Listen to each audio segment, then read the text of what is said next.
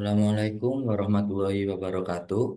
Salam Om Swastiastu, Namo Buddhaya, salam kebajikan. Selamat pagi saya ucapkan kepada Bapak Ibu hadirin sekalian. Selamat datang pada webinar series ke-41 yang diselenggarakan oleh KMMB yang bekerja sama dengan IJMA. Puji syukur kami panjatkan kepada Tuhan Yang Maha Esa karena berkat anugerahnya kita dapat berkumpul kembali di pagi hari ini dengan keadaan yang sehat walafiat. Perkenalkan, saya Muhammad Alex Davidson selaku moderator yang akan memandu jalannya webinar pada pagi hari ini.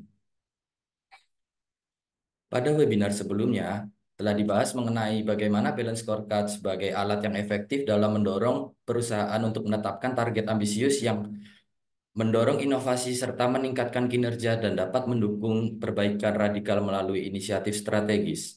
Untuk itu, pada webinar kali ini akan bahas mengenai feedback and strategic learning process. Sebelum memulai webinar, saya ingin menyapa pemateri kita pada webinar kali ini. Untuk pemateri pertama ada Ibu Rismalia. Selamat pagi Ibu Rismalia. Iya, selamat pagi Pak Alex. Iya, gimana kabarnya Iya, Bu? alhamdulillah baik. Alhamdulillah. Selanjutnya, untuk pemateri kedua ada Bapak Muhammad Badowi. Selamat pagi Pak Badowi. Pagi, Mas Alek. Pagi, Risma. Iya, pagi Pak. Bagaimana kabarnya Pak? Luar biasa. Sehat selalu. Alhamdulillah. Semoga Mudah-mudahan selalu sehat. selalu sehat ya Pak ya. Oke, terima kasih untuk respon-responnya. Tanpa berlama-lama lagi, langsung saja kita ke pemateri pertama, yaitu Bu Risma. Untuk Ibu Risma, kami persilahkan. Iya, baik. Suara saya terdengar dengan jelas ya? Terdengar, Ibu. Oke, jadi eh, sekali lagi selamat pagi Bapak Ibu peserta webinar semua. Selamat pagi Pak Badowi, selamat pagi Pak Alex selaku moderator. Jadi pada pagi hari ini kita akan membahas tentang feedback and strategic learning process. Jadi umpan balik dan proses pembelajaran strategis dalam konteks organisasi. Jadi kita ketahui bersama bahwa di dunia yang penuh perubahan ini, kemampuan untuk belajar dari pengalaman dan menyesuaikan strategi bagi perusahaan menjadi sangat krusial. Untuk umpan balik itu sendiri bukan hanya tentang memberi informasi, namun hal ini adalah alat yang mendasar untuk pengembangan organisasi, di mana umpan balik yang konstruktif, umpan balik yang membangun, itu memungkinkan perusahaan untuk mengenali area yang perlu diperbaiki dan bahkan mengeksplorasi peluang baru. Dengan menciptakan budaya umpan balik yang terbuka, perusahaan mendorong kolaborasi dan inovasi di seluruh level organisasi. Uh, Lalu berikutnya juga ada strategic and learning process. Jadi kita akan melihat proses pembelajaran strategis, di mana proses ini akan melibatkan pengumpulan, akan melibatkan analisis dan penerapan informasi untuk membuat keputusan yang lebih baik, di mana organisasi yang menerapkan pembelajaran strategis dapat lebih cepat beradaptasi terhadap perubahan pasar, dapat mengoptimalkan proses bisnis perusahaan, dan dapat meningkatkan kinerja secara keseluruhan.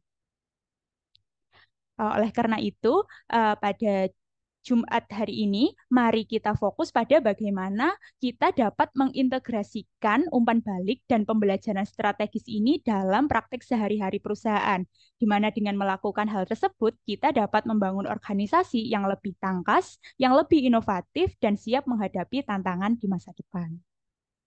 Baik, bisa dibantu slide berikutnya. Ya, oke, baik. Jadi pada slide pertama ada from common and control to strategic learning. Jadi kita akan membahas dinamika strategi organisasi di era informasi yang terus berkembang. Jadi di zaman yang serba cepat ini, kita itu menyadari bahwa strategi organisasi itu tidak selalu bersifat linier, tidak selalu bersifat stabil. Perubahan terjadi dengan cepat sehingga kebutuhan untuk beradaptasi menjadi semakin mendesak. Nah, dalam konteks ini, manajer tingkat bawah itu seringkali menjadi kunci. di mana manajer tingkat bawah ini memiliki kedekatan langsung dengan kegiatan operasional sehari-hari dalam perusahaan, sehingga dapat melihat peluang baru yang mungkin saja terlewatkan oleh manajemen tingkat atas. Oleh karena itu, penting mendengarkan pendapat dan melibatkan manajer tingkat bawah tersebut dalam proses pengambilan keputusan strategis. Nah, lalu ada pakar strategis Mintzberg dan Simons yang mengidentifikasi beberapa elemen penting. Ada 5 elemen penting dari perspektif strategi. Jadi yang pertama itu ada strategi bersifat incremental dan muncul seiring waktu. Nah, hal ini artinya bahwa strategi itu tidak selalu dirumuskan dalam satu langkah yang besar, tetapi lebih dilihat dari view bahwa strategi itu dirumuskan sebagai hasil dari penyesuaian kecil-kecil yang dilakukan berdasarkan pengalaman dan umpan balik, di mana proses ini akan lebih memungkinkan organisasi untuk beradaptasi dengan cepat terhadap perubahan yang terjadi.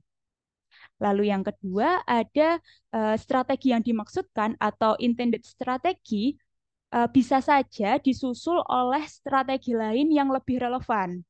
Jadi kan kadang-kadang apa yang telah direncanakan di awal itu tidak selalu sesuai dengan realita yang terjadi. Oleh karena itu, fleksibilitas dalam pendekatan strategis itu menjadi sangat penting untuk mengakomodasi perubahan yang mungkin terjadi saat pelaksanaan strategi tersebut. Lalu yang ketiga, perumusan dan pelaksanaan strategi itu saling terkait, memiliki keterkaitan. Hal ini menunjukkan bahwa tidak ada pemisahan yang saklek, tidak ada pemisahan yang kaku antara merencanakan dan melaksanakan strategi, di mana keduanya itu harus berjalan beriringan untuk memastikan bahwa ide-ide strategis yang direncanakan tadi dapat diimplementasikan, dapat dilaksanakan secara efektif oleh perusahaan. Lalu yang keempat ada ide strategi ini bisa muncul dari seluruh organisasi. Hal ini menekankan bahwa pentingnya kolaborasi dan pentingnya keterlibatan semua tingkatan karyawan, baik dari manajemen atas hingga manajemen bawah. Nah, dengan menciptakan lingkungan yang mendukung, perusahaan dapat memanfaatkan wawasan dari berbagai perspektif yang akan memperkaya ide menuju proses strategis yang lebih efisien. Dan yang terakhir ada strategi is a process atau strategi itu adalah sebuah proses. Hal ini berarti bahwa strategi itu harus dipahami sebagai perjalanan panjang, sebagai perjalanan yang berkelanjutan. Nah, organisasi harus selalu siap untuk mengevaluasi, untuk menyesuaikan strategi seiring dengan perubahan yang terjadi. Nah, dengan memahami elemen-elemen tersebut, 5 elemen tersebut, perusahaan dapat mengembangkan pendekatan strategis yang adaptif, yang inovatif, sehingga memungkinkan perusahaan untuk tetap relevan dan inovatif dan kompetitif. Baik, slide berikutnya. Ya, untuk di slide berikutnya ini terkait strategic learning process, di mana ada BSC atau Balance Scorecard yang tadi sudah sempat dibahas Pak Alex di awal, bahwa Balance Scorecard ini sudah pernah dibahas pada webinar seri sebelumnya. Mungkin saya ulangi sedikit bahwa BSC ini merupakan metode pengukuran kinerja yang digunakan dalam manajemen strategis untuk menerjemahkan dan mengimplementasikan strategi perusahaan. Nah, dalam penerapan Balance Scorecard ini terdapat proses strategic learning yang sirkular atau yang berjalan terus-menerus. Jadi, ada mengklarifikasi dan menerjemahkan visi dan strategi, di mana hal ini melibatkan pendefinisian visi dan tujuan strategis organisasi yang jelas dan yang membuatnya mudah dipahami oleh semua pemangku kepentingan dalam perusahaan. Tujuannya adalah untuk menerjemahkan konsep manajemen atas menjadi rencana yang dapat diambil tindakannya oleh manajemen bawah selaku pelaku operasional perusahaan sehari-hari. Nah, lalu proses yang berikutnya adalah mengkomunikasikan dan menghubungkan.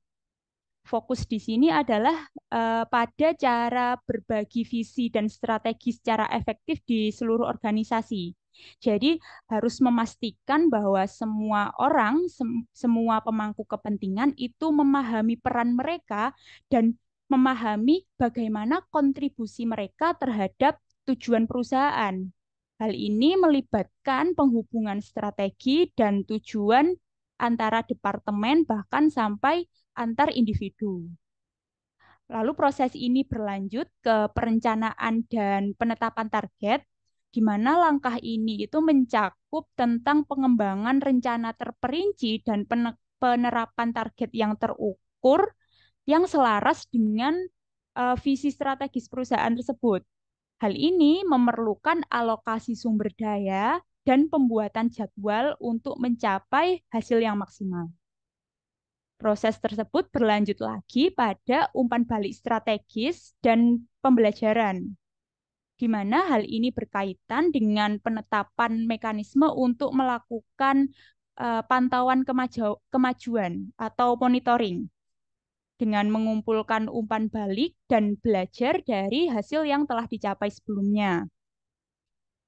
Dengan feedback dan learning ini, dengan umpan balik strategis dan pembelajaran ini, dapat digunakan untuk memastikan bahwa organisasi ini bisa beradaptasi dan menyempurnakan strateginya berdasarkan kinerja dan perubahan keadaan yang telah dialami. Lalu karena proses ini sirkular atau terus-menerus berlanjut, maka akan kembali ke proses yang awal dan berputar lagi seterusnya. Nah, perlu menjadi catatan bahwa dalam proses tersebut ada 3 bahan penting, 3 essential ingredients, yang membuat proses pembelajaran strategis ini menjadi efektif. Di mana ketiga ingredients ini, ketiga bahan ini memiliki saling keterkaitan dan berkontribusi pada keberhasilan organisasi dalam mencapai tujuan jangka panjang. Yang pertama ada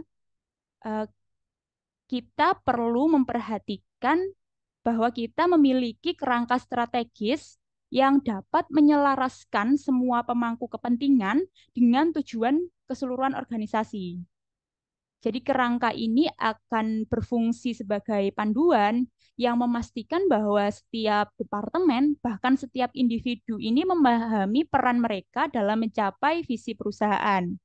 Melalui kerangka yang jelas ini, setiap keputusan dan tindakan akan jauh lebih terarah, sehingga kolaborasi antar tim bahkan akan menjadi meningkat.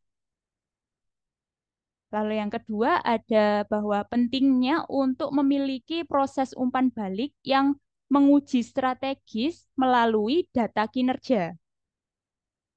Jadi dengan adanya feedback ini memungkinkan perusahaan untuk menilai efektivitas dari strategi yang telah ditetapkan tersebut. Dengan menganalisis data kinerja secara teratur, perusahaan dapat mengidentifikasi area yang perlu ditingkatkan, dapat memahami apakah perusahaan ini telah berada di jalur yang benar menuju tujuan yang telah ditetapkan. Jadi proses ini juga tidak hanya membantu dalam pengambilan keputusan saja, tetapi juga menciptakan budaya yang terbuka untuk perbaikan berkelanjutan. Lalu yang ketiga, kita membutuhkan proses tim yang menganalisis data dan menyesuaikan strategi berdasarkan new development, berdasarkan pengembangan baru. Jadi kolaborasi antar tim akan sangat penting di sini, di mana dengan melibatkan berbagai perspektif dari antar tim tersebut, perusahaan dapat mengembangkan pemahaman yang lebih utuh tentang tantangan yang akan dihadapi perusahaan dan peluang yang ada. Proses ini akan memastikan bahwa perusahaan tetap responsif terhadap perubahan di pasar dan di lingkungan bisnis. Hal ini akan memungkinkan perusahaan untuk berorganisasi dengan cepat dan efektif dalam mencapai tujuan perusahaan. Nah, dengan mengintegrasikan three essential ingredients ini, tiga bahan ini, perusahaan dapat membangun proses pembelajaran strategik yang akan semakin kuat. Ini membantu organisasi untuk berkembang, jadi tidak hanya bertahan, tapi juga berkembang di tengah perubahan yang terus-menerus. Baik, mungkin itu dari saya. Saya kembalikan ke Pak Alex selaku moderator.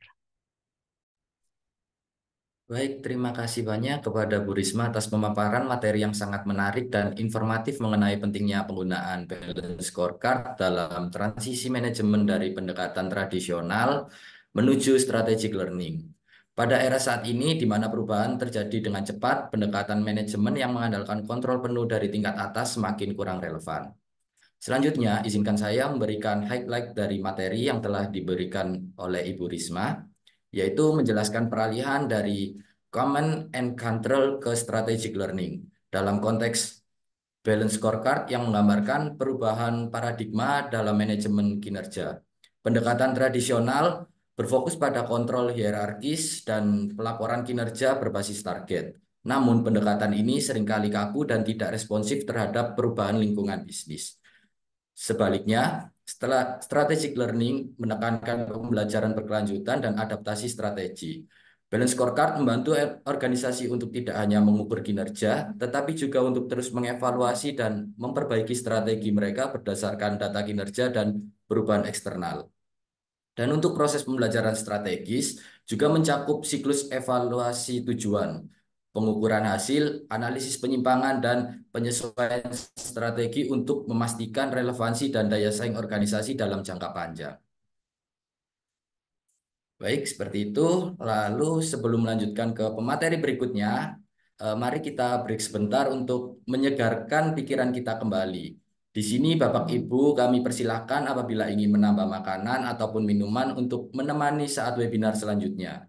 Dan selagi Bapak Ibu mempersiapkan diri untuk sesi webinar selanjutnya, terdapat beberapa poin yang ingin saya sampaikan. Yang pertama, saya mengingatkan kepada Bapak dan Ibu yang belum mengisi link absensi kehadiran, silakan mengisi link absensi kehadiran yang telah dikirim oleh tim KMMB melalui kolom chat Zoom. Dikarenakan sertifikat akan dibagikan setelah Bapak Ibu mengisi link absensi tersebut dan terdapat link untuk bergabung pada WhatsApp grup KMMB Webinar Series, yang tentunya sertifikat akan dibagikan melalui WhatsApp grup tersebut. Selanjutnya, kepada Bapak dan Ibu yang memiliki pertanyaan maupun pendapat yang ingin didiskusikan terkait materi kali ini, silakan tulis di kolom chat Zoom, dikarenakan pada akhir sesi webinar nanti akan diadakan sesi tanya jawab dan akan diambil pertanyaan-pertanyaan teratas. Lalu bisa dibantu untuk share screen poster webinar series ke-42. Nah, dan bagi Bapak Ibu mungkin ingin mengikuti webinar seri selanjutnya, silakan registrasi pada webinar series ke-42 terkait Implementing a Balanced Scorecard Management Program yang akan dimoderatori oleh Ibu Elisa Kalista dan Bapak Muhammad Badowi dan Bapak Rizky Andri sebagai pemateri. Tentunya materi yang dibahas pada webinar seri selanjutnya akan berkolerasi dengan webinar series kali ini dan seterusnya.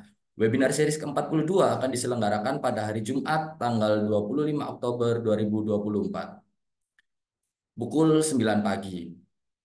Bisa dibantu untuk share screen poster webinar KMMB?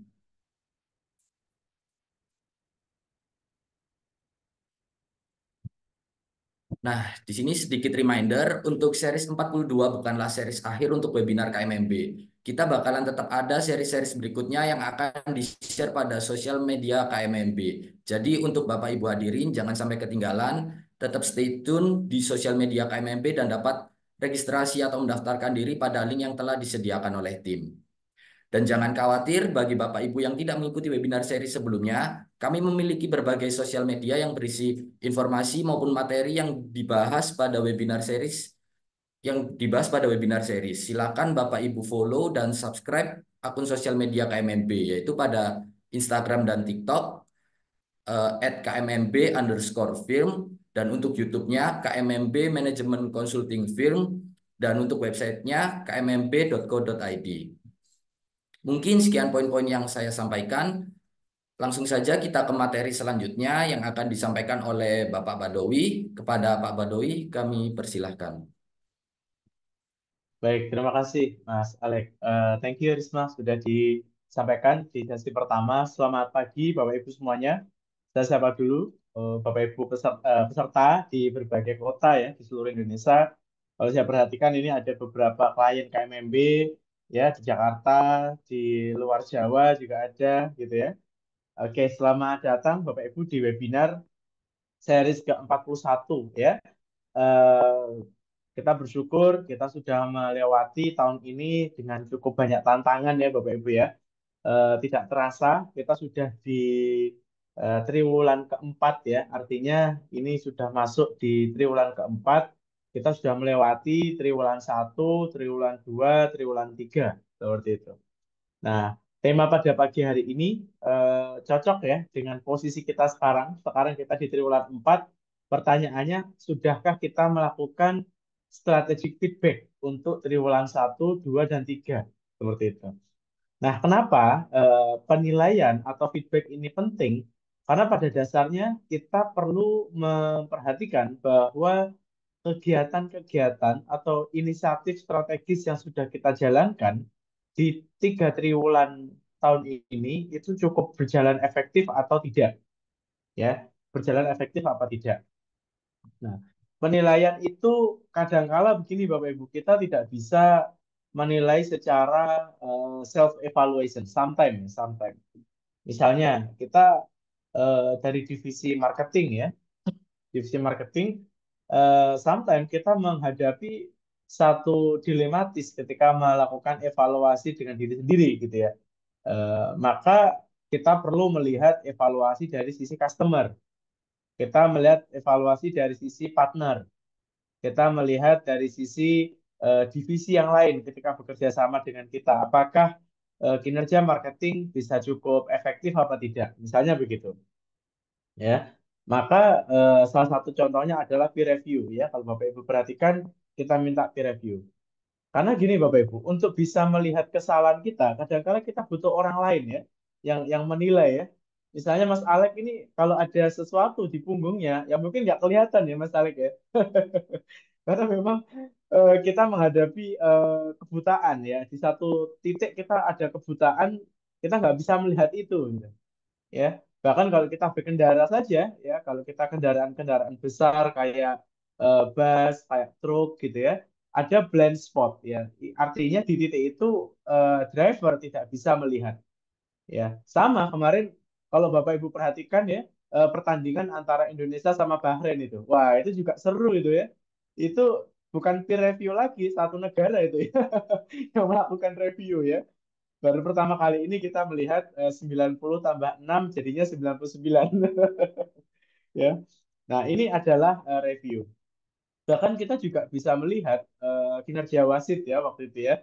Ketika penilaian wasit terhadap Bahrain sama terhadap Indonesia, penonton itu bisa melihat bahwa wasit ini terkesan condong atau terkesan tidak objektif ya.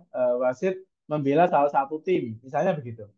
Nah, pertanyaannya kira-kira siapa yang bisa melakukan evaluasi atau memberikan feedback? Pasti penonton, ya, pasti pelatih. Nah, tapi ketika pemain yang ada di lapangan mereka fokus pada targetnya masing-masing ya, ada yang ditarget untuk mencetak gol, ada yang ditarget untuk mempertahankan apa namanya gawangnya ya biar tidak kebobolan, maka mereka akan fokus di dalam menit per menit gitu ya. Kalau dalam perusahaan day to day activity itu sangat operasional level ya, kita harus mengawal operasional ini fokus pada tujuan kita. Di titik tertentu kita mengalami blind spot tadi. Sebetulnya kita ini efektif apa belum sih sebetulnya gitu ya. Kita sudah bayar iklan, let's say sudah 10 juta nih per bulan, dampaknya gimana sih gitu. Nah, kita harus melihat korelasi antar dot ya atau korelasi antar aspek gitu ya. Nah, di bagian accounting akan mengecek kita sudah mengeluarkan uang 10 juta, berapa revenue yang dihasilkan oleh divisi marketing. Misalnya begitu. Maka ada korelasi satu sama lain. Nah, oleh karena itu Bapak Ibu, kita bisa memperhatikan ya, bahkan mungkin sampai hari ini pun wasitnya itu ya Indonesia Barat tadi belum sadar tuh kesalahannya apa gitu ya. Kalau saya perhatikan beberapa kali melakukan klarifikasi ya. Ya seperti itulah Bapak Ibu manusia ya. Nah, sama kita juga di company juga sama. Kita butuh satu feedback ya yang bisa melihat sebetulnya kinerja kita itu bagus apa tidak. Ya, bagus apa tidak. Nah, ada beberapa aspek ya atau beberapa pendekatan yang bisa kita lakukan untuk melakukan pemberian feedback yang ada di perusahaan. Secara common practice, kita melihat ada 5 praktek ya Bapak Ibu ya. Yang pertama, kita bisa gunakan correlation analysis. Kemudian manajemen gaming atau skenario analysis ya. Anecdotal reporting, kemudian inisiatif review dan peer review. Nah, masing-masing ini sangat penting ya. Tapi kalau dibawa ke pertanyaan mana Pak yang paling paling signifikan atau paling ideal ya nggak ada jawabannya ya. Tergantung situasinya gitu ya dan tergantung kondisinya. Ya. Kalau kita perhatikan tadi misalnya apakah ada korelasi ya, apakah ada korelasi kinerja wasit dengan kekalahan Indonesia? Wah, ini cukup bias juga sebetulnya gitu ya. Tapi kalau kita melihat review dari penonton, ya ini kita akan melihat ternyata majority melihat wasitnya tidak fair gitu. Artinya apa? Pendekatan-pendekatan evaluasi itu juga harus dikondisikan atau disesuaikan dengan kasus yang kita miliki, Bapak Ibu. Ya, kasus yang kita miliki. Misalnya kita bicara perusahaan-perusahaan yang ada di infrastruktur, ya. Kita lihat beberapa perusahaan infrastruktur jalan tol. Mereka perusahaan yang bisa dikatakan padat modal, ya. Kita kalau bangun tol 1 meter, ya, kalau misalnya ruas tolnya itu lebarnya anggaplah 10 meter, ya, itu per meternya aja itu sudah berapa miliar, ya, cukup mahal. Artinya padat modal. Maka kalau Bapak Ibu perhatikan, ya, beberapa perusahaan infrastruktur yang saat ini mengalami potensi bankrupt, ya, itu mereka sangat agresif. Ya, mereka bahkan menerapkan namanya exponential growth, ya, exponential growth. Maka di tahun pertama, tahun kedua, wah pendapatannya naiknya signifikan Bapak Ibu. Maka mungkin Bapak Ibu waktu itu sahamnya diborong gitu ya. Tapi finally kalau kita perhatikan Bapak Ibu dalam durasi 5 tahun ya, tahun pertama sampai ke tahun kelima, ternyata perusahaan-perusahaan infrastruktur yang justru bisa sustain adalah mereka yang melakukan stability growth. Ya. Jadi perusahaan-perusahaan infrastruktur, kita kalau perhatikan nih, misalnya industry average. Kalau Bapak Ibu cek ya, mungkin di sini ada yang dari background perusahaan infrastruktur, average growth itu sekitar 6-7%. Ya, ternyata ada beberapa perusahaan infrastruktur itu yang melakukan exponential growth, artinya mereka melakukan percepatan kenaikan pendapatan kalau kita bicara top line itu more than 7%, Bapak Ibu. Ya, lebih dari 7%. Kemudian ada juga stability growth itu dipertahankan 4-5%. Memang ini below industry average ya. Tapi kalau kita lihat dari sisi kesehatan, ya dari sisi kesehatan, ternyata perusahaan-perusahaan yang melakukan stability growth ini jauh lebih aman. Nah, inilah yang kita sebut sebagai correlation analysis, Bapak Ibu. Ya, kita perlu perhatikan sebetulnya korelasi antara satu keputusan dengan dampak yang diberikan itu seperti apa sebetulnya. Ya, jadi strategic feedback pada dasarnya ini adalah menguji causality, Bapak Ibu.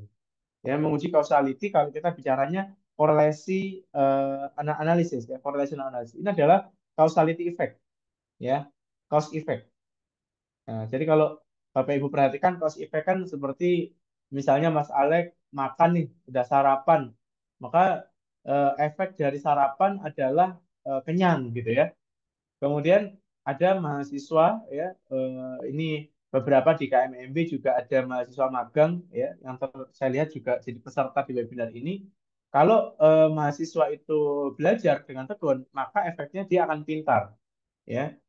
Atau kita kalau melakukan investasi, maka terutama investasi dalam teknologi ya, biasanya enabler atau leverage-nya akan kelihatan di tahun ketiga dan keempat. Ini adalah cause effect, Bapak Ibu, causality, sebab akibat. Jadi di beberapa keputusan di perusahaan itu kita melihatnya adalah sebab akibat, ya. Tidak serta-merta dampaknya muncul, tidak demikian, ya. Selalu ada sebab akibat. Misalnya apa? Kembali ke perusahaan infrastruktur, ya. Ada salah satu cause effect yang harus kita perhatikan, yaitu adalah interest bearing debt to equity, ya. Maka kita akan melihat korelasi antara seberapa besar hutang berbunga yang dimiliki oleh perusahaan terhadap total ekuitas, ya. Nah, ini harus diperhatikan. Kalau kita bicara perbankan, ya, kalau perbankan itu naruh uangnya nasabah sebagai hutang, ya Bapak Ibu, ya. Artinya, ketika hutang itu lebih besar daripada equity, maka itu bagus. Kalau bicaranya industri bank. Tapi kalau kita bicaranya industri manufaktur misalnya, kayak perusahaan peleburan baja, perusahaan manufaktur semen misalnya, ya. Nah, itu kalau hutang lebih besar daripada equity, ini adalah kondisi yang tidak menarik. Kondisi yang tidak menarik, ya.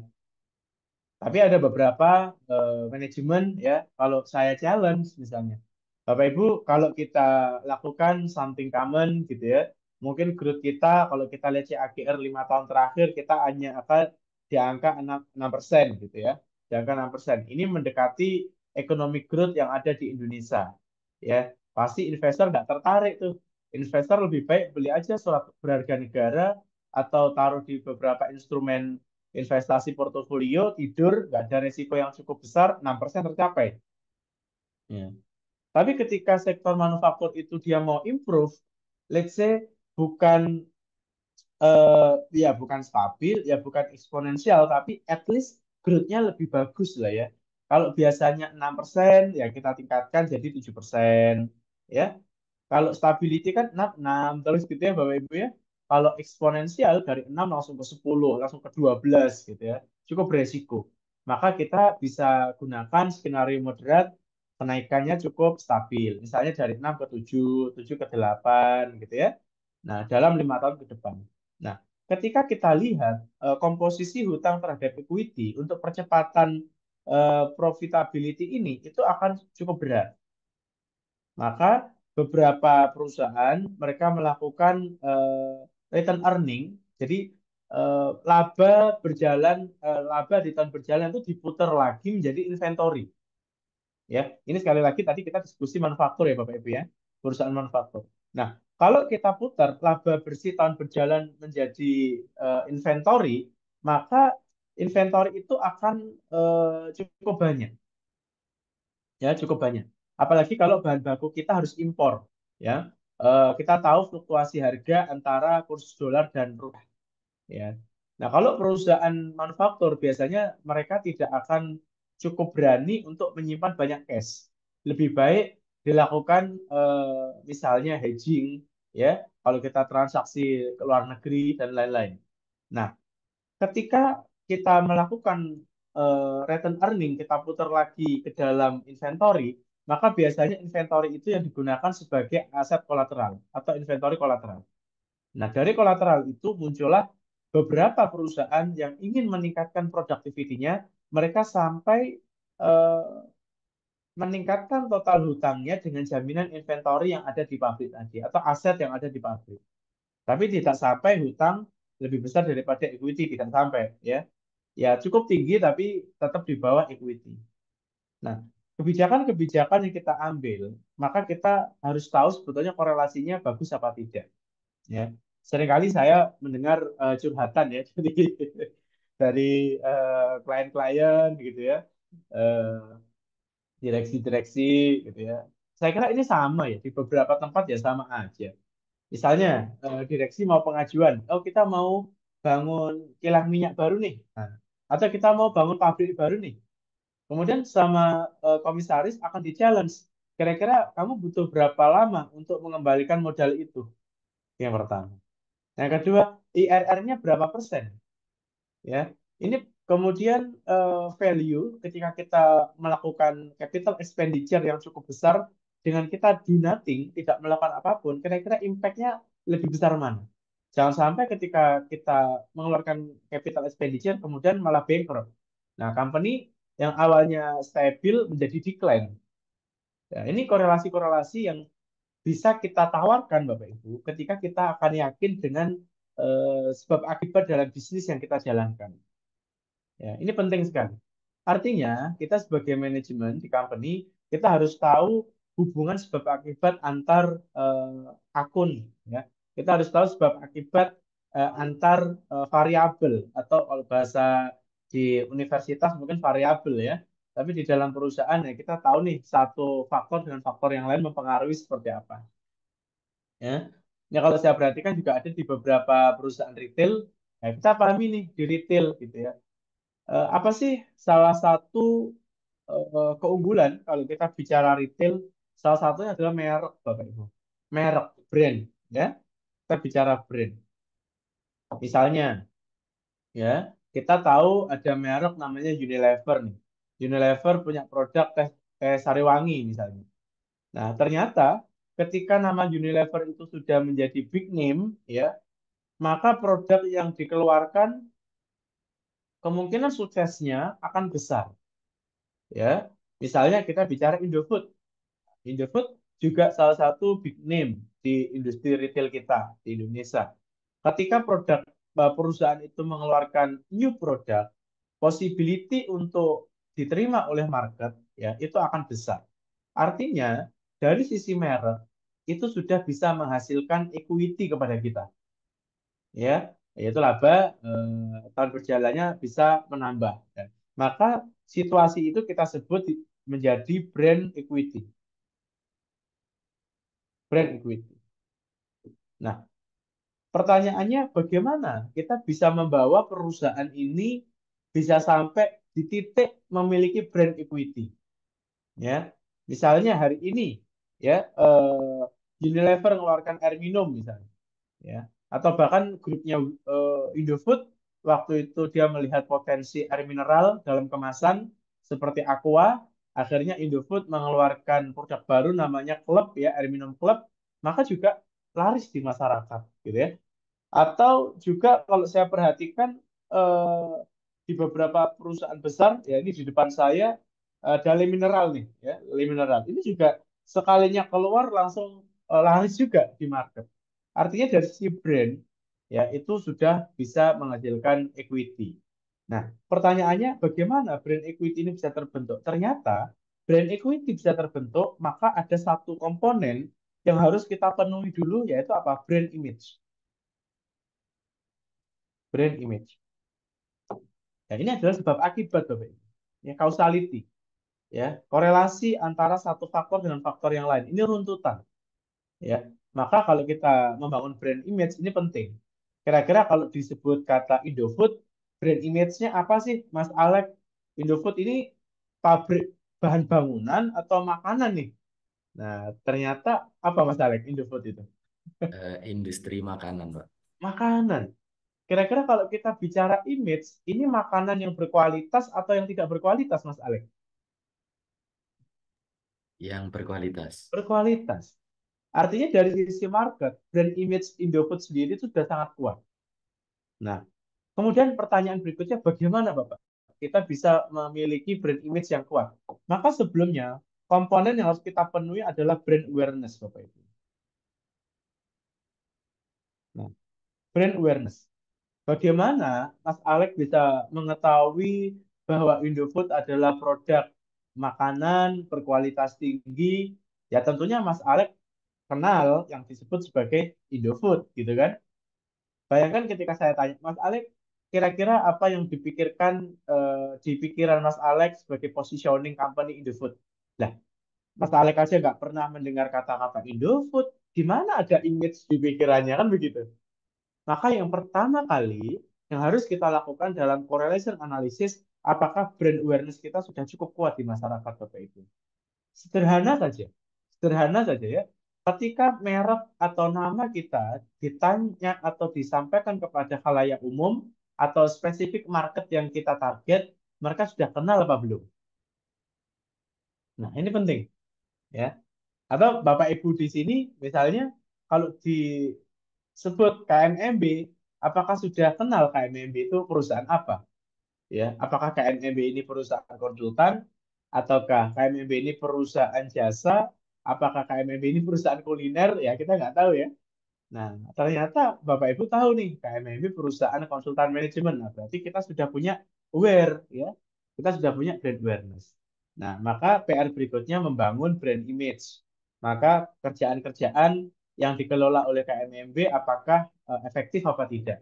Ya. Ketika itu nanti efektif, maka kita bisa naikin tuh ke dalam brand equity. Jadi apapun produk yang dijual oleh KMMB pasti laku keras. Nah, itu nanti tapi ya kayaknya masih cukup lama ini. Cukup lama. Kita bicara brand image Bapak Ibu. Kita punya klien contohnya ya. Kita membuat RGPP. Salah satunya yang kita buat itu adalah RGPP Pevindo, ya, Pemeringkat Efek Indonesia. Mungkin Bapak Ibu kenal ya Pevindo ya. Kalau Bapak Ibu mau menerbitkan repo, MTN, ya, medium ternote, atau obligasi, ya, atau pinjam uang di perbankan, biasanya perusahaan Bapak Ibu akan dirating oleh Pevindo. Nah, Pevindo, RGPP-nya itu kami Bapak Ibu yang menyusun, ya. Nah, waktu itu salah satu skenario untuk percepatan langkah Pevindo, kita ada satu inisiatif melakukan aksi korporasi yang mana S&P Global Rating masuk ke dalam Pevindo sebanyak 15% saham ya. Finally, satu semester setelah RGPP ini selesai, aksi korporasi dilakukan dengan lancar. Seperti itu ya. Kemudian kita lihat nih beberapa klien yang kami tangani juga. Salah satunya due diligence ya. Kita juga melakukan due diligence dengan beberapa apa namanya entity ya. Entity pertama akan mengakuisisi entity B. Ya namanya orang jualan ya. Wah, ini perusahaan bagus, punya prospek gitu ya. Marketnya ada, secara regulasi pemerintah juga mendukung. Saya kira presiden yang baru juga akan mendukung gitu ya dengan kebijakan ini. Ternyata apa Bapak Ibu? Waktu kita lakukan due diligence, nah, kita uji tuntas tuh semua aspek ya. Mulai dari aspek pajak, ya KMMB bermitra dengan global brand yang tax firm, kita cek dari law firm, ya dari macam-macam, kita KMMB kita aspek bisnisnya kita cek, ya manajemennya kita cek. Ternyata apa? Ada satu kasus ternyata pajaknya ini ada potensi kerugian atau penagihan pajak ya setiap tahun bisa sampai 5 miliar. Nah ini nggak pernah ketahuan nih. Makanya kita nggak boleh dalam aksi korporasi ini seperti membeli kucing dalam karung ya. Bapak Ibu bisa lakukan due diligence. Ya boleh dengan KMMB maupun konsultan yang lain seperti itu. Nah finally apa? Ketika kita sudah menyelesaikan due diligence dengan baik, perusahaan A ini tidak jadi melakukan aksi korporasinya. Nah, maka brand image KMMB akan bagus ya. Ternyata KMMB bukan hanya transaksional tapi juga memberikan kualitas di dalam pelaksanaannya. Maka ini korelasi Bapak Ibu. Nah, silakan nanti mungkin Bapak Ibu ada yang mau cerita kira-kira bagaimana pembangunan brand awareness-nya sudah sukses apa belum ya, menjadi perusahaan manufaktur terbaik misalnya atau world class gitu image-nya brand equity seperti itu. Nah, di BUMN terutama, kalau saya perhatikan ya, kita punya banyak brand-brand besar. Ya. Sebelum ada aksi korporasi, merger akuisisi di zamannya Pak Erick Thohir, ya, kita melihat BUMN-BUMN yang punya uang, ya, cash availability-nya cukup tinggi, mereka selalu melakukan diversifikasi layanan, baik itu secara terkait maupun tidak terkait. Contohnya, Pelindo, Pelabuhan Indonesia, itu uangnya banyak, akhirnya bikin diversifikasi, bikin rumah sakit. Padahal core bisnis DNA-nya adalah pelabuhan, bikin rumah sakit, gitu ya.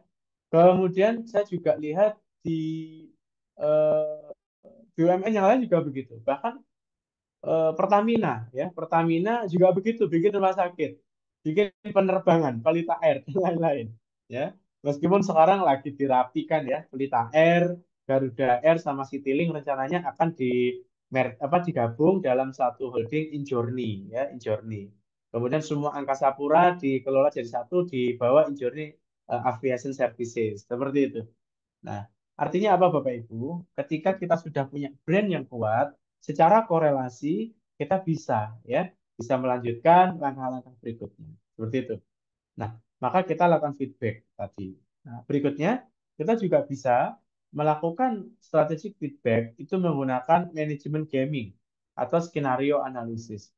Nah, sederhananya Bapak Ibu seringkali kalau di challenge oleh komisaris atau RUPS pasti diminta untuk bikin FS ya.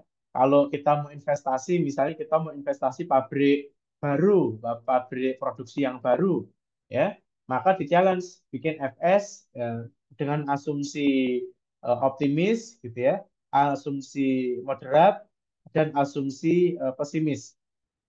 Nah, kalau optimis, maka penjualan akan tercapai sekian, IRR-nya sekian, PBB-nya sekian, ya. Kemudian PBR-nya sekian. Kalau moderat sekian, pesimis sekian. Maka ini adalah skenario, ya.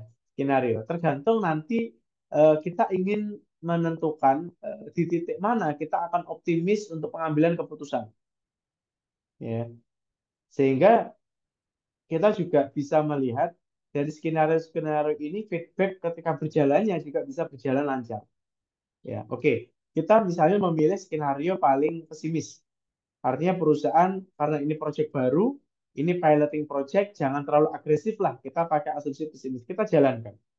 6 bulan kemudian ya kita evaluasi. 1 tahun kemudian kita evaluasi. Ternyata kinerjanya baik. Ketika kinerjanya baik, kita lakukan evaluasi, kita feedback, kita naikkan level resiko kita menjadi moderat. Ya, nah seperti itu Bapak Ibu. Kita evaluasi lagi, ketika cukup baik, kita naikkan resikonya menjadi level optimum, misalnya begitu. Atau kalau Bapak Ibu dari industri keuangan, seringkali juga bermain ini ya, skenario analisis. Kalau kita bicara investasi nih, kita mau invest, kita punya duit banyak nih ya, perusahaan cashnya banyak, kita mau invest nih. Nah, kita mau invest di eh, industri A, industri B, atau industri C. Ternyata dari profiling resiko, ya, dari profiling resiko untuk perusahaan A resikonya kecil. Ya ini loh. Kalau resikonya low, maka kita kalau menentukan perhitungan keuntungan dari sisi dari aspek discounted ya, discounted rate-nya atau aspek diskonto ya, dari diskonto eh, mungkin juga akan low. Tapi ketika risikonya tinggi, maka diskontonya juga tinggi. Misalnya begitu. Nah, ini ada skenario-skenario yang bisa kita jalankan. Ya, silakan nanti mungkin Bapak Ibu di sini juga punya pengalaman, bisa sharing-sharing ya, waktu melakukan kegiatan investasi, eh, skenario-nya seperti apa yang dilakukan di lapangan. Nah, ini menjadi menarik untuk saling sharing, saling berbagi pengalaman success story-nya seperti itu ya. Ada lagi anecdotal reporting. Nah, kita melihat perusahaan-perusahaan yang sudah terlanjur besar, ya, perusahaan-perusahaan yang sudah terlanjur besar, ini memiliki banyak afiliasi, kadang-kadang Bapak Ibu ya. Nah, afiliasi-afiliasi ini itu kalau kita perhatikan, mereka memiliki beragam kondisi, ya, beragam kondisi. Kadangkala kita melihat bahwa kondisi-kondisi itu bisa saling subsidi silang. Ya, misalnya perusahaan pertama, kedua, dan ketiga. Perusahaan pertama masih rugi kita. Ya, ini dari sisi eh, revenue. Ya, revenue-nya perusahaan pertama masih rugi. Perusahaan kedua ini sudah bisa membiayai dirinya sendiri, ya sudah return earning, maka so-so lah ya, BEP lah ya. Atau perusahaan ketiga, ini perusahaan yang kita unggulkan atau cashco perusahaan yang kita jadikan cashco untuk mempertahankan kondisi cash management tetap aman dan ini sudah growth ya. Kita menjalankan perusahaan setahun aja sudah banyak keuntungan yang bisa kita peroleh. Maka kalau kita perhatikan dari sisi cost misalnya, ternyata cost-nya perusahaan pertama ini tinggi ya. Karena ini perusahaan yang kita prediksi akan untung di tahun kelima misalnya. Ya, perusahaan kedua karena tadi BEP ya sosok ya tidak ada begitu ini, tidak begitu besar. Kemudian dari sisi perusahaan ketiga, ini cost-nya rendah, ya, karena ini perusahaan cash management yang perlu kita lakukan.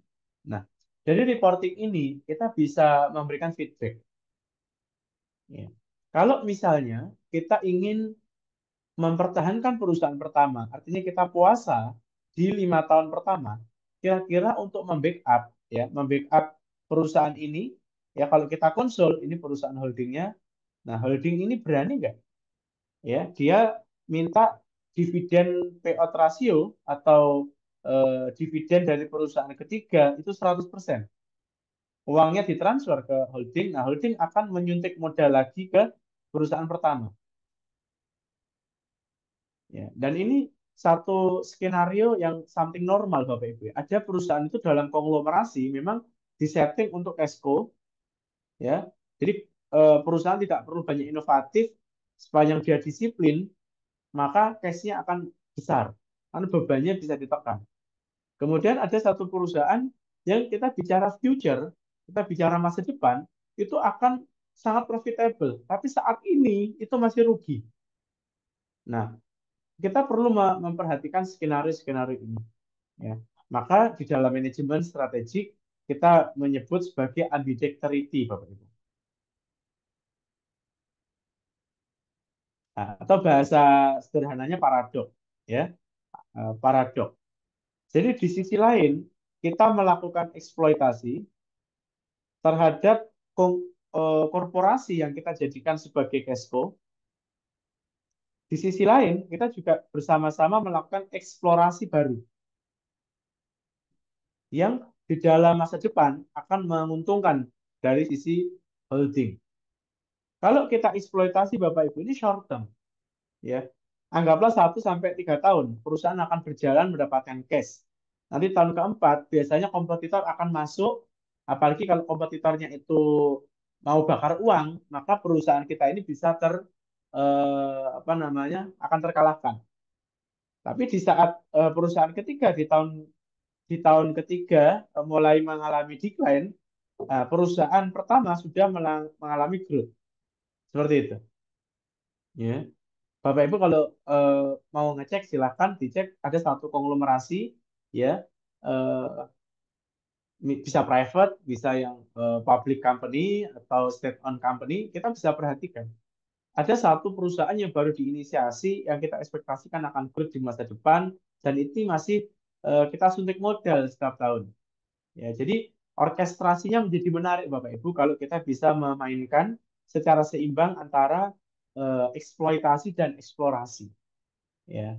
Tapi hati-hati dalam mengeksploitasi sumber daya ini harus dipastikan sumber daya itu memang cukup punya capability menghasilkan laba yang cukup bagus. Dan ini juga dilematis dalam pengambilan keputusan. Terlalu banyak laba kita setor ke atas, maka menunjukkan perusahaan itu akan stagnan. Ya, kalau Bapak Ibu perhatikan perusahaan-perusahaan di sektor batu bara itu ngasih apa namanya dividen itu cukup besar. Kenapa? Ya karena dia aset acquisition aja. Dia sudah punya aset, dia sudah punya eksplorasi, dieksplorasi dengan sumber daya yang ada. Tapi kalau ada beberapa perusahaan yang dividennya itu kecil, padahal labanya bagus, fundamentalnya bagus, artinya apa? Perusahaan ini punya masa depan yang lebih panjang. Karena apa? Karena labanya digunakan untuk membiayai kembali, mereinvesting kembali untuk masa depan. Nah, feedback-feedback ini harus kita kelola dengan baik. Ya, ini something common lah di dalam orkestrasi korporasi kita. Nah, yang keempat adalah caranya inisiatif review. Nah, ini Bapak Ibu yang under BUMN, ya, pasti sangat relate, ya, atau sering mengalami situasi inisiatif review. Contohnya apa? Bapak Ibu sering menggunakan balance scorecard, ya. Di situ ada aspek finance, ada aspek customer, ya, ada aspek internal business process, ada learning and growth. Di dalam ini ada target, ada KPI.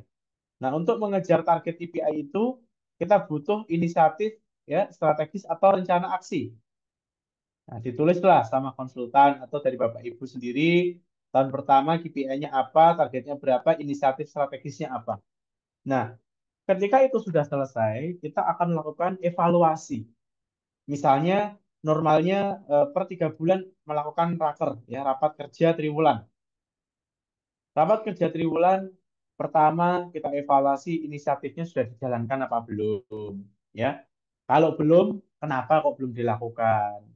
Kalau sudah, bagaimana? Apakah efektif apa tidak? Kalau efektif, apakah akan selesai atau akan ditindaklanjuti? Nah, jadi ada quantum loop, ya. Evaluasi itu seperti tadi disampaikan oleh Risma ada circular dan quantum loop, ya. Tidak selesai, terus dilakukan. Atau continuous improvement, ya, continuous improvement. Nah, ini adalah inisiatif review. Jangan sampai Bapak Ibu sudah punya target, punya KPI, kemudian eh, kita melakukan apa namanya tidak ada kontinuitas. Artinya setelah inisiatif dibuat, dicetak dalam bentuk buku, bukunya ditutup, taruh lemari, lemarinya dikunci. Nggak pernah disentuh itu ya, tidak pernah berdebu gitu. Ternyata tidak disangka time flies so fast, sudah 5 tahun, kita buka lagi lemari kita dibuka lagi, oh ternyata perusahaan sudah bikin RJBP lagi gitu. Padahal tidak ada evaluasi, tidak baik ya. Jadi inisiatif review harus dievaluasi secara berkala. Nah, cara kelima adalah peer review yang tadi saya sampaikan ya. Kalau di sepak bola mungkin ada pelatih, ada officer, ya, ada PSSI kalau Indonesia. Ya ini peer review semua nih, ya. Antar pemain sepak bola juga gitu, saling memberikan evaluasi, ya. Di perusahaan Bapak Ibu juga ada peer evaluasi, ya. Antara bidang dengan bidang lain memberikan evaluasi, terutama bidang-bidang yang secara value chain itu saling terkait. Misalnya bagian procurement, kemudian bagian pabrik, ya, factory, kemudian bagian produksi, bagian marketing, ya, dan bagian apa namanya investor relationship misalnya. Nah, ketika ini adalah sequence proses, value chain-nya itu berurutan, maka review sangat dibutuhkan. Bagaimana tim marketing bisa menjual produk yang champion di market kalau produksinya banyak yang defect, banyak error, ya. Bagaimana produksi bisa menciptakan produk yang unggul kalau secara penyimpanan atau dari tata kelola pabrik, ya, harusnya FIFO malah LIFO, ya. Banyak produk-produk yang akhirnya apa? Akhirnya membusuk, ya, atau rusak. Terutama perusahaan-perusahaan pangan itu kalau tidak segera cepat sirkuler produknya, ya maka akan kualitasnya turun di storage-nya. Nah, bagaimana kita punya tata kelola factory yang bagus kalau dari pengadaan saja supplier kita bukan produk-produk yang unggul. Nah, kemudian sampai kepada titik akhir, bagaimana kita meminta hubungan baik dengan para investor, mereka tidak menjual saham kita jika penjualannya tidak perform. Ya, ini saling terhubung. Maka peer review harus dilakukan, begitu ya. Oke, saya rasa begitu, Mas Alex. Mungkin masih ada yang mau disampaikan atau ditambahkan. Slide lagi, silakan. Oke, nah tadi kita menyinggung Bapak Ibu bahwa yang namanya perbaikan itu adalah satu proses yang sirkular, yaitu adalah continual double loop. Ya, dengan adanya proses yang apa namanya berputar, ya, akhirnya kita bisa belajar, Bapak Ibu ya. Kita bisa belajar. Kita melihat kenapa ya tahun lalu penjualan kita tidak achieve, tidak happen. Nah, kita harus belajar. Bisa jadi komisaris kita itu orangnya agak koboi ya Bapak Ibu ya. Agak koboi. CAGR-nya kita misalnya 10%, di perform 5 tahun terakhir, tapi komisaris pengennya 5 tahun ke depan ini ya saya nggak mau tahu. Yang saya ingin tahu adalah 5 kali lipat. Artinya itu 500% growth di 5 tahun ke depan. Apakah kasus seperti itu ada? Ada ya. KMM sering tuh menangani kasus seperti itu. Ya. Caranya gimana? Ada caranya.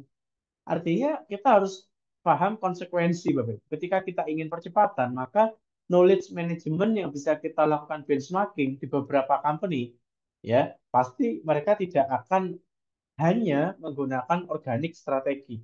Mereka pasti juga akan menggunakan anorganik strategi. Salah satunya apa? Akuisisi. Ya, kita punya supplier yang selama ini memprovide barang-barang bagus ke kita, ya udah kita akuisisi, ya. Atau kita mengakuisisi kompetitor kita sehingga market share-nya akan lebih lebar. Ya, kalau kompetitor artinya itu satu horizontal, maka nanti kalau laporan keuangannya di konsul akan add-on, ya, percepatan sampai 500% akan tercapai. Tapi kalau supplier yang sifatnya adalah hulu hilir, ya ini bisa jadi set off, ya, pendapatannya tidak diakui atau dieliminasi kepada kita. Tapi kalau supplier yang kita akuisisi ternyata dia juga menjual kepada kompetitor-kompetitor kita, ya, maka ini bisa add-on, ya. Pendapatannya supplier yang sudah kita akuisisi bisa kita add-on untuk menambah di situ. Artinya apa? Strategi itu dibuat bukan berdasarkan histori, Bapak Ibu. Ya, strategic management itu dibuat berdasarkan visi. Visi kita ingin jadi apa? Kalau percepatan perusahaan kita itu very stabil, artinya di 10%, dan visi atau misi 5-10 tahun ke depan kita ingin menjadi world class. Nah, world class itu kenaikannya multiple, bukan percentage, tapi 5 times, 10 times dalam waktu cepat. Maka ya kita kalau visinya begitu, ya strateginya kita atur nih, gimana caranya, gitu. Nah, seringkali terjadi resisten, ya, penolakan, atau bahkan yang terburuk reluctant, ya, dimusuhi bahkan. Ya, dimusuhi. Wah, ini gimana nih? Saya ditarget, nggak mau nih. Saya sudah nggak punya Sabtu Minggu, sekarang ditarget 5 kali lipat. Saya malah setiap hari kerja dong. Ya, itu adalah biaya yang harus kita bayar, Bapak Ibu, kalau kita ingin melakukan transformasi, ya, percepatan-percepatan. Nah, secara proses, tim problem solving itu kita mulai dari misalnya cross functional teams. Ya, cross functional itu kita dalam pelaksanaannya kita bisa bikin misalnya project management officer atau strategic management officer. Kalau PMO itu adalah masih internal company, Bapak Ibu. Jadi antar departemen. Tapi kalau strategic management officer ini sudah antar company. Jadi perusahaan kita dengan perusahaan lain, perusahaan kita dengan regulator, bagaimana kita eh, mengusulkan atau create something baru antar ekosistem, ya. Jadi ini bicaranya ekosistem kalau sudah SMO. Nah, dalam pelaksanaannya kita bisa lakukan cross functional team, ya. Nah, atau juga strategic meeting, ya. Kalau Bapak Ibu melakukan morning briefing, misalnya setiap hari Senin jam 8 pagi, nah itu bukan strategic meeting Bapak Ibu, itu rutin meeting. Ya, strategic review meeting itu biasanya monthly meeting, rapat Dewan Komisaris dengan BPD level, dengan sekber, atau raker triwulan, ya, raker triwulan. Kemudian kita kembali lagi ngecek visi misi kita sudah berapa persen nih happen per TW3 kemarin, misalnya kayak gitu, ya. Maka ini strategic review. Bicaranya bukan lagi operational level, tapi gap antara visi kita dengan existing sekarang ini apa nih gapnya. Ya, ini jadi lebih strategik. Ya. Kemudian secara flow, ini kita ada contoh salah satunya perusahaan manufaktur, ya, value chain-nya kita identifikasi dulu customer kita butuhnya apa, kita lakukan identifikasi kebutuhan, kita lakukan produksi, nanti seperti apa produk-produk yang kita tawarkan, gitu ya. Kemudian prepare, perform, close, dan kembali lagi kita evaluasi lagi customer satisfied apa tidak dari kebutuhan tadi. Dan ini berlangsung terus-menerus, berurutan. Kalau kita bicara identifikasi kebutuhan, aksi strateginya apa? Di marketing, kualitas, dan engineeringnya. Bisa nggak kita produksi barang itu? Lalu win-work-nya, kita sudah bicaranya kontrak SLA-nya. Service Level Agreement kita bisa selesaikan dalam 3 bulan dengan level of quality above average. Dan itu menjadi janji kita, ya, itu menjadi foe kita. Ya. Bahkan dengan kontrak tersebut, ketika kita bisa convince customer kita, itu akan menjadi positive attraction, company kita bisa menjadi the winner, Bapak Ibu. Ya, lalu dari sisi engineering, bagaimana operasionalnya, ya, dan seterusnya. Saya kira itu, Alex, untuk bagaimana kita terus melakukan sustaining improvement, ya, agar perusahaan kita selalu menjadi lebih baik dan lebih baik dari tahun-tahun sebelumnya. Karena saya mengutip ada satu kata-kata bijak, kalau hari ini lebih buruk daripada hari kemarin, atau sederhananya triwulan ini atau tahun ini lebih buruk daripada tahun lalu, maka kita sangat celaka, kan gitu ya. Tapi kalau hari ini, tahun ini sama dengan tahun lalu, perusahaan kita, wah kita rugi, ya. Inflasi naik, ya. Tapi deflasi ya 5 bulan terakhir ya. Atau percepatan dari kompetitor kita, industri kita naik semua, terus kita sama nih, nah kita udah rugi. Maka yang kita lakukan biar perusahaan kita untung, ya, maka tahun ini harus lebih baik daripada tahun lalu. Tahun depan harus lebih baik dari tahun ini. Seperti itu. Oke, saya kembalikan ke Alex. Silakan. Baik, terima kasih kepada Bapak Dowi atas pemaparan materi yang sangat jelas dan bermanfaat untuk kita semua. Semoga apa yang telah disampaikan oleh kedua pemateri kita kali ini dapat Bapak Ibu implementasikan dengan baik. Selanjutnya, izinkan saya menyampaikan sedikit highlight dari materi yang telah disampaikan oleh Pak Badowi, yaitu strategic feedback dan tim problem solving dalam balance scorecard adalah pendekatan yang saling mendukung untuk mencapai tujuan strategis perusahaan. Strategic feedback berfungsi sebagai umpan balik atas kinerja organisasi. Umpan balik ini membantu manajemen memahami di mana terdapat kesenjangan antar target dan hasil yang dicapai, sehingga mereka dapat mengambil tindakan korektif.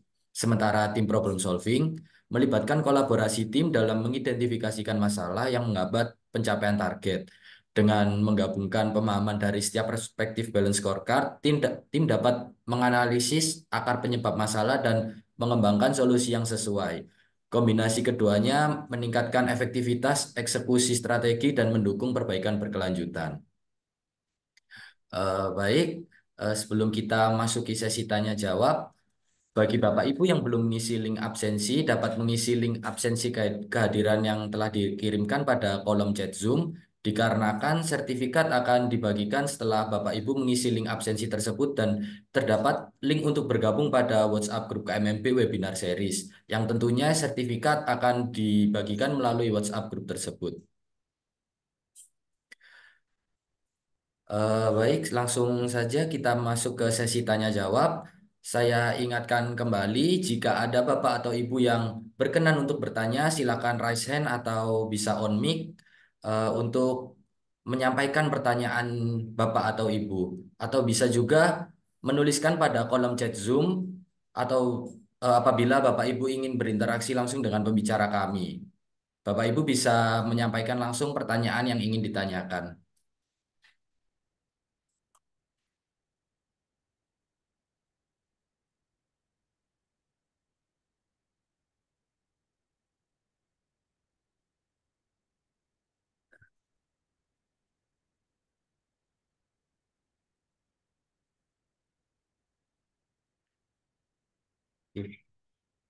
Di sini ada dari Ibu Anita Maxwin. Langsung saja saya bacakan. Permisi, izin bertanya, bagaimana umpan balik dari balance scorecard dapat digunakan untuk menyesuaikan alokasi sumber daya perusahaan? Terima kasih. Eh, baik, berikut adalah pertanyaan dari Ibu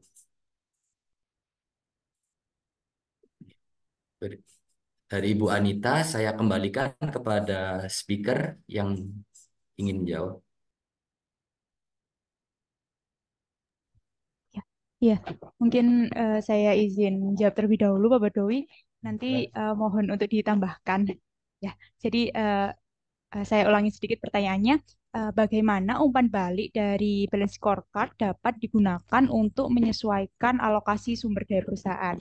Nah, jadi umpan balik dari balance scorecard ini kan memberikan informasi ya yang informasi yang jelas terkait kinerja masing-masing divisi dalam organisasi. Nah, umpan balik tersebut memungkinkan untuk manajemen ini mengidentifikasikan area yang membutuhkan lebih banyak sumber daya dan sebaliknya. Jadi bisa ditambahkan di sumber daya mana atau mungkin tidak efisien di divisi ini, jadi sumber daya yang di divisi X itu dikurangi, divisi Y ditambahkan. Jadi begitu.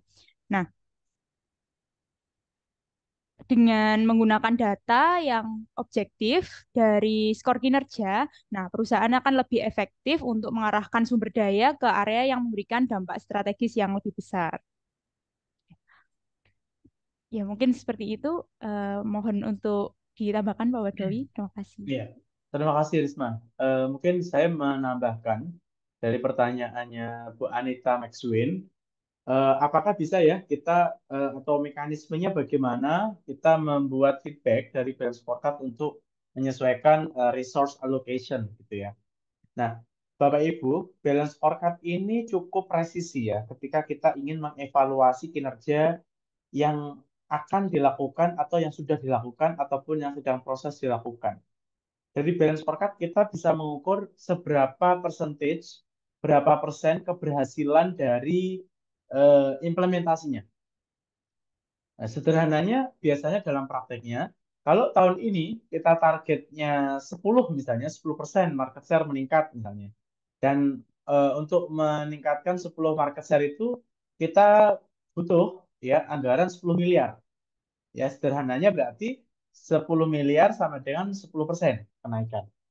Ya, ternyata prakteknya di tahun lalu atau tahun ini misalnya prognosa sampai akhir tahun ini itu hanya tercapai 7%.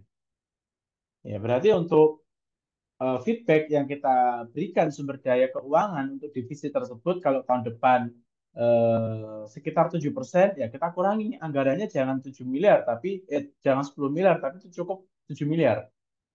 Nah, jadi budgeting itu atau resource allocation itu juga harus disesuaikan dengan kapasitas pelakunya, penanggung jawabnya. Ya. Padahal, tapi kan perusahaan ditarget 10% nih, Pak. Nah, artinya ada beberapa opsi. Opsi pertama, apakah kita menambah tim sehingga kinerjanya lebih optimal lagi, atau kita bekerja sama dengan mitra. Karena internal resource kita, internal sumber daya kita hanya mampu di 7%. Yang 3% kita bisa pakai mitra.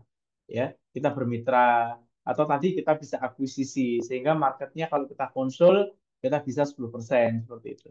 Sehingga feedback yang diberikan untuk penentuan eh, atau menyesuaikan alokasinya, kita bisa lakukan evaluasi secara berkala. Ya, apalagi sekarang sudah bulan 10, biasanya Bapak Ibu sudah bikin RKAP tahun 2025, acuannya baseline-nya prognosa untuk tahun ini, gitu ya. Biasanya begitu. Seharusnya begitu, Alex. Baik, terima kasih kepada Bu Risma dan juga Pak Padowi atas jawaban yang telah diberikan. Sudah sangat jelas dan sangat menjawab pertanyaan Ibu Anita tadi ya. Saya lanjutkan untuk di sini ada penanya kedua dari Ibu Desya. Eh, apakah Ibu Desya berkenan untuk on mic atau saya bacakan saja? Oke, mungkin langsung saya bacakan. Pertanyaannya, untuk RKAP, apakah harus disusun dengan 3 skenario, optimis, moderate, pesimis? Karena selama ini hanya membuat proyeksi atau prognosa biasa saja dengan perkiraan-perkiraan antara moderate sampai optimis. Ya, begitu pertanyaan dari Ibu Desya. Saya kembalikan ke Pak Badowi. Ya, terima kasih pertanyaannya. Eh, Sebenarnya saya ingin tahu ya, ini Bu Desya di industri apa gitu ya. Kadangkala beda industri beda Bapak Ibu ya. Beda industri itu beda eh, apa namanya treatment. Nah, kalau kita perhatikan, sebetulnya pengambilan keputusan itu bisa kita bedakan Bapak Ibu. Misalnya kita ada 3 skenario gitu ya. 3 skenario. Ini kita optimis atau high ya. Artinya kita akan lakukan cukup besar atau kita lakukan moderat. kita lakukan pesimis, atau do nothing. Nah, kadang do nothing ini juga penting. Tidak melakukan apapun juga penting, Bapak Ibu. Contohnya apa? Beberapa perusahaan yang bisa bertahan sampai hari ini dan mereka bisa melewati badai COVID, itu beberapa do nothing. Mereka do nothing. Nah, misalnya nih, kita bicara tahun 2025, ya, ada presiden baru, kabinet baru yang cukup besar, ya. Biasanya nanti di pemerintahan daerah atau BUMD daerah juga cukup kena dampaknya, ya, karena tugasnya makin banyak. Nah, kemudian misalnya kita asumsikan eh, apa namanya ekonomi growth atau perkembangan ekonomi. Misalnya kita diprediksi tahun depan ekonomi growth masih di angka 5,5%. Ya, bagaimana kalau terjadi, mohon maaf, misalnya perang, ya, Laut Cina Selatan bergejolak lagi, misalnya. Dan saya lihat Thailand ini juga ada possibility untuk bikin rel kereta api yang cukup panjang, sehingga beberapa logistik tidak lagi lewat jalur Selat Malaka ke Laut Cina Selatan, tapi dipotong langsung ke Thailand. Ya, artinya ekonomi akan bergeser, gitu ya. Dan itu quite challenging, Bapak Ibu. Misalnya 3%. Atau bahkan ada COVID lagi, ya. We never know. Tahun 2018 kita semua optimis, market akan bagus, ya. Ternyata kena COVID. Nah, semuanya minus, ya. Anggaplah ini minus 2% growth-nya. Nah, kalau kita high, ya, ketika kita sangat optimis, investasi cukup tinggi, kenaikan cukup tinggi, maka kita bisa profit, ya, bisa profit anggaplah sederhananya 1 juta US dollar, ya. Misalnya ini dalam US dollar apa namanya eh, million, ya, million. Kemudian kalau ekonomi cukup melemah ketika kita optimis atau high, maka kita dapatnya adalah 800 ribu million US dollar. Tapi ketika ini minus, maka kerugian kita juga cukup besar, Bapak Ibu. Kita sampai rugi di angka minus 700 ribu million US dollar. Ya. Kalau moderat bagaimana? Ekonomi membaik, ya oke lah, kita dapat di angka 750 ribu. Ketika ekonomi turun, kita di angka 500. Ya. Tapi ketika ekonomi turun sampai minus 2, maka kerugiannya tidak sampai sebesar 700 ribu. Mungkin kerugiannya di sekitar minus 400 ribu. Ya. Kemudian pesimis. Nah, pesimis kita dapatnya kecil, misalnya hanya dapat 300 ribu. Kemudian ekonomi growth-nya turun di 3%, maka kita hanya dapat 100 ribu. Tapi ketika minus, kerugian kita juga kecil, di angka anggaplah 50 ribu. Tapi ketika kita do nothing, ketika ekonomi tinggi, ya nol, ya tidak ada apapun. Ketika ekonomi turun juga nol, ketika ekonomi minus juga nol, karena do nothing. Nah, jadi kembali ke pertanyaan, apakah harus disusun 3 skenario? Sometimes kita harus memprediksi kira-kira RKAP 2025 kondisinya seperti apa. Seperti skenario yang kita tulis di atas ini. Bapak Ibu di September kemarin, ya, sudah dihadapkan oleh satu realita bahwa BI rate turun dari 6,25% menjadi 6%. Nah, kira-kira dampak dari kebijakan itu apa bagi perusahaan Bapak Ibu? Nah, ini harus dilihat. Atau sederhananya, kalau perusahaan Bapak Ibu tidak terdampak, apakah sektor perbankan terdampak? Misalnya Bapak Ibu punya banyak hutang berbunga, maka harus dicek. Atau suppliernya Bapak Ibu terdampak apa tidak? Atau buyer, pembeli layanan kita terdampak apa tidak? Maka kita harus memprediksi. Tapi ketika kita memprediksi tahun depan akan ada bencana, misalnya kutub utara, esnya banyak yang meleleh, sehingga virus-virus atau bakteri 1 juta tahun yang lalu akan menyerang manusia lagi, dan mungkin ekonomi akan minus seperti COVID, maka do nothing menjadi yang terbaik. Daripada perusahaan minus, lebih baik nol. Ya, ya tidak rugi, tidak untung. Tapi kalau kita sangat optimis tahun depan Indonesia aman gitu ya. Kemarin Israel menembak camp PBB, perdamaian, tentara kita kena tembak gitu. Kalau misalnya TNI ya di Indonesia ternyata mengambil reaksi untuk kirim nuklir atau menyerang Israel, ya sangat mungkin potensi 5% nggak tercapai karena ada potensi perang. Ya, maka kita harus tahu nih kebijakan-kebijakan kita soroti betul. Ya, 100 hari menteri yang baru harus kita soroti betul. Ya, seperti apa kebijakan-kebijakan dan arah polisi ke depan. Sehingga jangankan bicara moderat sama high, sangat mungkin kita membuat pesimis, do nothing, terus banyak skenario akan lebih baik ketika ketidakpastian itu terjadi di masa depan. Ya, karena sekarang semua mostly very very volatile, ya, naik turunnya luar biasa.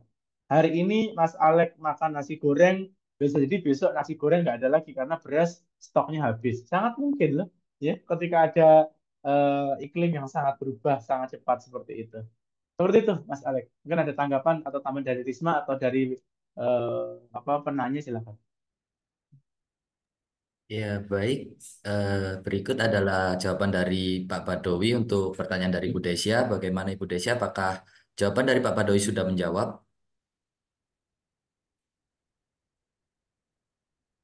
Hmm, Oke, saya kira jawaban yang telah diberikan Pak Badowi juga sudah sangat jelas dan menjawab pertanyaan Ibu Desya. Saya baik.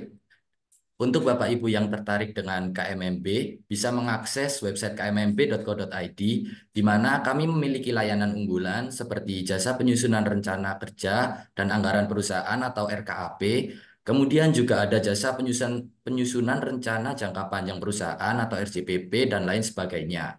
Yang di mana layanan tersebut bisa diakses melalui website kmmb.co.id. Mengingat adanya keterbatasan waktu, sayangnya sesi tanya jawab harus kami cukupkan.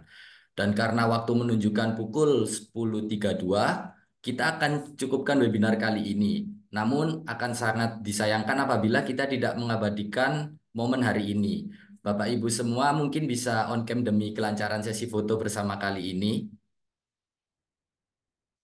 Just reminder untuk Bapak Ibu hadirin, jangan lupa untuk mengikuti webinar KMMB Series ke-42 yang akan diadakan Jumat minggu depan, tanggal 25 Oktober 2024.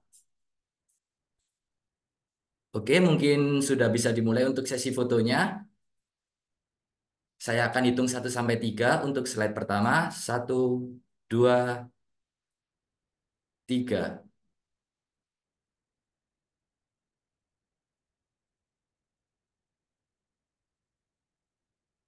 Saya hitung kembali. 1, 2, 3.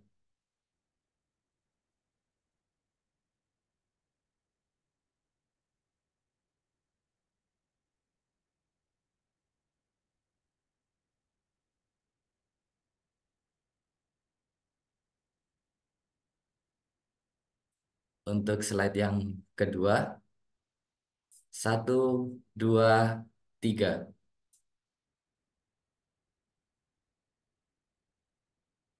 Untuk slide yang terakhir. 1, 2, 3. Baik, terima kasih untuk Bapak dan Ibu hadirin sekalian. Dan mungkin apabila Bapak Ibu masih memiliki pertanyaan yang ingin disampaikan, Bapak Ibu bisa menyampaikan pertanyaan-pertanyaan tersebut pada webinar seri selanjutnya.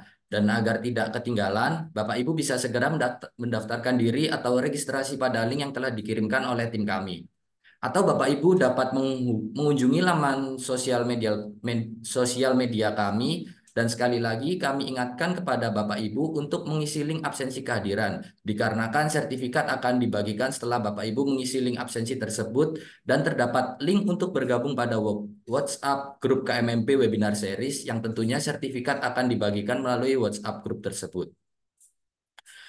Saya ucapkan terima kasih kepada tim yang bertugas, dan saya ucapkan terima kasih kepada Ibu Risma dan juga Pak Badowi karena telah berkenan untuk menyampaikan materi dan berdiskusi pada webinar kali ini. Dan terima kasih kepada Bapak Ibu yang telah mengikuti webinar kami dari awal hingga akhir. Semoga ilmu yang telah disampaikan dapat bermanfaat untuk Bapak Ibu sekalian, saya Muhammad Alex Davidson selaku moderator pada webinar series kali ini pamit undur diri dan sampai jumpa pada webinar series selanjutnya.